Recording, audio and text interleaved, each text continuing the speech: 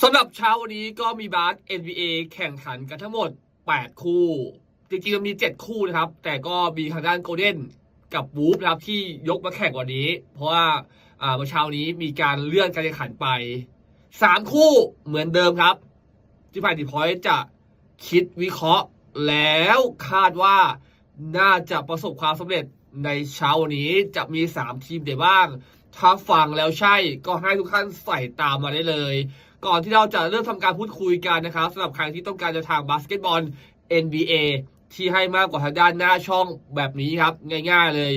ทางเข้าจะอยู่ที่ใต้คอมเมนต์หรือแอดไลน์มาที่@ppoland แล้วก็ AI7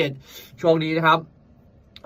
ผมก็ไม่ค่อยสบายครับน้ำมูกก็ไหลเป็นประจำเลยเหมือนกับฟอร์มการเล่นของผมณเวลานี้นะครับฟอร์มช่วงนี้ก็ไม่ค่อยจะสู้ดีนักถ้าฟังแล้วใช่ก็ให้ใส่ตามมาแล้วกัน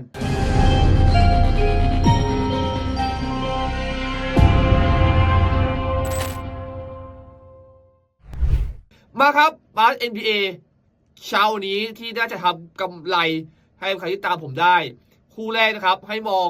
มิสตาร์ทิมเบอร์วูฟจะอัดทางด้านโกลเด้นสเตทวอริเออร์ขาดมากกว่า7คะแนนคู่ที่2ครับให้มองต่ำ220แต้มมิลวอกกี้บัคไม่น่าถึงนะครับไม่น่าถึงและคู่สุดท้ายครับให้ลองที่ทางด้านโตลอนโตแรปเตอร์จะแพ้ไม่ขาดชื่นชอบคลิปนี้ครับฝากกดไลค์ฝากกดแชร์ด้วยแล้วกัน